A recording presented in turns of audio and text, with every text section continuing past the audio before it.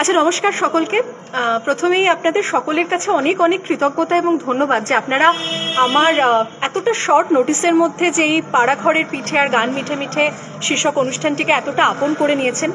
যারা এই পিঠেপুলি উৎসবে আসছেন, স্টল দিচ্ছেন, তাদের সকলকে আমার তরফ থেকে অনেক অনেক ধন্যবাদ, কৃতজ্ঞতা। প্রত্যেকের সঙ্গে হয়তো আমি পার্সোনালি কথা বলে উঠতে পারিনি, তার জন্য ক্ষমা প্রার্থী, কারণ আপনারা জানেন যে আমার নানা রকম কাজের ব্যস্ততা থাকে।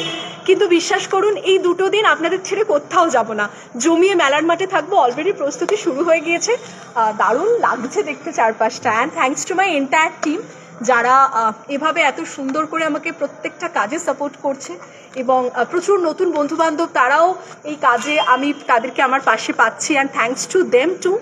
আর যে কথা বলছি, এই দুটো দিন কিন্তু আপনাদের ছেড়ে কোথাও যাব না, আপনাদের সঙ্গে একসঙ্গে পিঠে খাওয়া হবে। যারা শাড়ির পসরা নিয়ে আসছেন বা বিবিধ আরও যা সঙ্গে থাকবে, তাদের থেকে তো জিনিসপত্র কেনাকাটা হবে, সঙ্গে থাকবে পিঠে খাওয়া। আর অবশ্যই ওই যে স্টেজের প্রস্তুতি চলছে, আমি একটু আপনাদেরকে দেখাবো। সেই স্টেজে কিন্তু হবে গান মিঠে মিঠে। 13 তারিখ ভায়োলিন ব্রাদার্স, কেউ মিস করবেন না।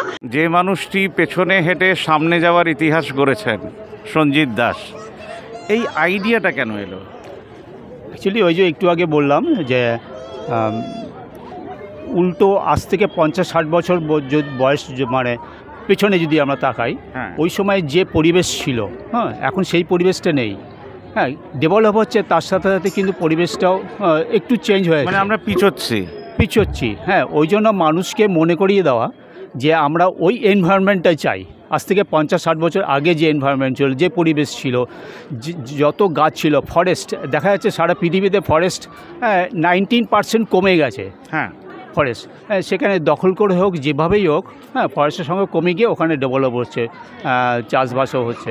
কিন্তু সেই জিনিস বলছি, তাহলে যে মেসেজটা আপনি দিতে চাইছেন, সেই মেসেজটা কি রাইট লোকেদের কাছে পৌঁছচ্ছে বলে মনে হয় আপনার? দেখুন, আমি একটা অঙ্ক কষেছি, 1000 মানুষকে যদি এই বার্তা দিই, একটা মানুষ কাজ করবে, মানে 1000:1। তো ওই একটা মানুষকে পেলেই আমার হয়ে যাবে 1000 মানুষ। সেই 1000 মানুষকে খোঁজার জন্যে আমার তাদের কাজটা কি হবে?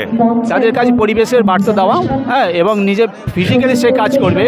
গাছ আমাদের লাগাতে হবে। এই দূষণ থেকে মুক্তি দিতে পারে একমাত্র গাছ।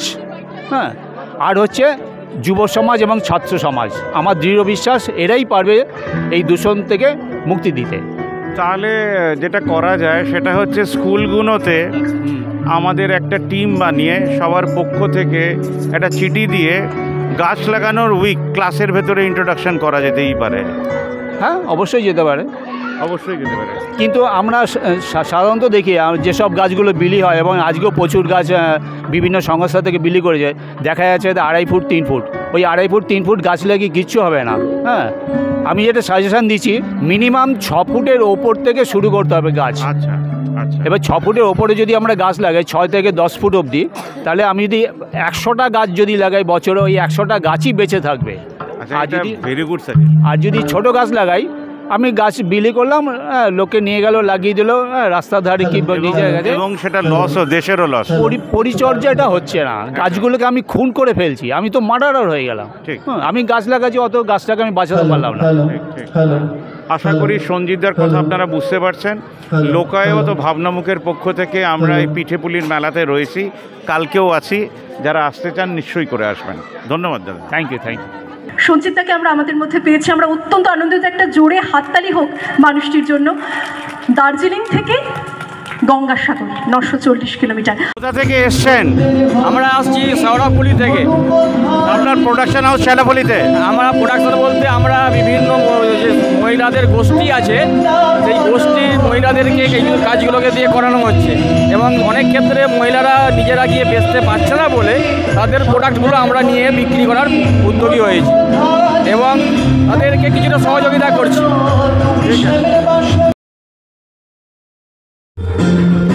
আমার বুটিকটা আছে এখানে শ্রীরামপুর চাতরা মান্নাপাড়ায়। তো ওখানে আমার শাড়ি আর পাঞ্জাবি মেনলি থাকে, আর সব এক্সক্লুসিভ কালেকশনস থাকে।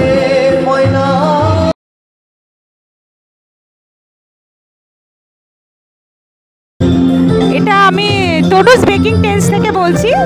এটা পুরোপুরি হোম বেকিং কোম্পানি। এখানে আমি বাড়িতেই সমস্ত কিছু বানাই, সব নিজের হাতে সব কিছু বানাই। প্লাম কেক রয়েছে, এমনি ফ্রুট কেক রয়েছে, স্লাইস কেক রয়েছে, চকোলাভা রয়েছে, এছাড়াও রয়েছে ছোট ছোট কাপ কেক আর ব্রাউনিস রয়েছে, যেগুলো শেষ হয়ে গেছে এই মুহূর্তে। খুব ভালো এখানকার পরিবেশ, আর এখানের মানে রেসপন্সও ভীষণ ভালো পাচ্ছি। Thank you. তো আমার খুব ভালো লাগছে, নতুন এক অভিজ্ঞতা হলো আমার। তো দুদিন হচ্ছে এখানে এই প্রোগ্রামটা। আমাদের এখানে উদ্যোক্তা যিনি হলেন পিয়ালি পাঠক, আমাদের খুবই পরিচিত, খুব ভালো মানুষ একজন আর কি। তো আমার নিজেরও খুব ভালো লাগছে এখানে আসতে পেরে। এই প্রথম করছি, আমার নতুন অভিজ্ঞতা, কোনোদিন আমি এর আগে ব্যাপারটা একটুখানি বললাম। যতদূর জানি ডানকুনির একটা হসপিটাল, শ্রীরামপুরে হঠাৎ কেন? শ্রীরামপুরে মানে শ্রীরামপুরের এই এলাকাটা, আমাদের তো ক্যাথ ল্যাব আছে আমাদের হসপিটালে, তো ক্যাথ ল্যাবটা শ্রীরামপুরে এই জন্যই নেওয়া হলো। হুগলি জেলায় প্রথম আমাদের ক্যাথ ল্যাব। আচ্ছা, আর কোথাও ক্যাথ ল্যাব নেই, তো আমাদের 7 রেঞ্জার্সেই প্রথমই ক্যাথ ল্যাব তৈরি হয়েছে। আচ্ছা, ফার্স্ট টাইম। আর আপনাদের নার্সিং স্কুলটা নিয়ে যদি একটু বলেন। নার্সিং স্কুলে আমাদের তো ট্রেনিং করা হয়, সমস্ত রকম। নার্সিং কলেজটা যা স্টার্ট হয়েছে সবে। আচ্ছা, এখন স্টুডেন্ট অনেক হয়েছে, এবারে আপনাদের আশীর্বাদ দরকার যাতে স্টুডেন্ট আরও হয়, কেন এখন প্রফেশন এটাই চলছে, এখন এটাই মানে এই প্রফেশন ছাড়া অন্য কোনো প্রফেশন সেরকম নেই। তো সুতরাং সেই জন্যই আমরাও চেষ্টা করছি যাতে আরও বেশি করে এক্সপোজ করা যায় নিজেদের। এস্টাবলিশ হওয়ার ক্ষেত্রে অনেক মুখ থেকে আমরা জেনে নেব যে nursing college, what is experience about, কি মেয়েদের শিখে আসতে হবে, পড়াশোনা করে আসতে হবে, and how much mentally strong হতে হবে এই ট্রেডিশনে, মানে এই প্রফেশনে আসার জন্যে। আপনি ধরতে পারেন, নিয়ে নিন। অ্যাকচুয়ালি আমাদের নার্সিং কোর্সটা দুরকমভাবে আসা যাবে। একটা হচ্ছে যারা জিএনএম, আর একটা বিএসসি নার্সিং। যারা ধরুন 12 পাস করেও আসতে পারে, আবার আমাদের ধরুন গ্র্যাজুয়েশন করেও আসার সুযোগ আছে। আর আমাদের এই প্রফেশনটা, নার্সিং প্রফেশনের ডিমান্ড তো ওয়ার্ল্ড ওয়াইডে, ইন্টারন্যাশনালি আমাদের প্লেসমেন্টের স্কোপ আছে। প্লাস আমাদের ধরুন আমাদের নিজস্ব হসপিটাল আছে, যেখানে ছেলেমেয়েরা নিজেরাই নিজেদের মানে প্র্যাকটিক্যালি যে এনরিচড হতে পারবে, অনেক বেশি এক্সপিরিয়েন্স গ্যাদার করবে, কারণ আমাদের নিজস্ব হসপিটাল আছে।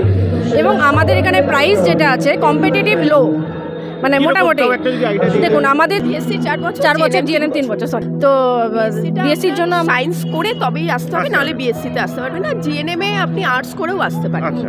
বিএসসি স্টুডেন্টরা আর একটা আইডিয়া দিয়ে দিন, নার্সিং এ পড়ার জন্য কত খরচা হবে? দেখুন নার্সিং এর এখান থেকে সুবিধা আছে কি, একটা নার্সিং এর জন্য পাচ্ছি, নার্স হওয়ার চান্স আছে। প্লাস এখানে কমিউনিটি হেলথ অফিসারের একটা ব্যাপার আছে, গভর্নমেন্ট জব এটা। এবং এখানে নার্সিং ট্রেনিং থাকলে পরবর্তীকালে সে মোটামুটি এক্সপিরিয়েন্স নিয়ে বিএসসি করে সে কমিউনিটি হেলথ অফিসার হতে পারে। তারপর নার্সিং যে কাউন্সিল আছে সেখানে রেজিস্টার হিসেবেও কাজে আসতে পারে।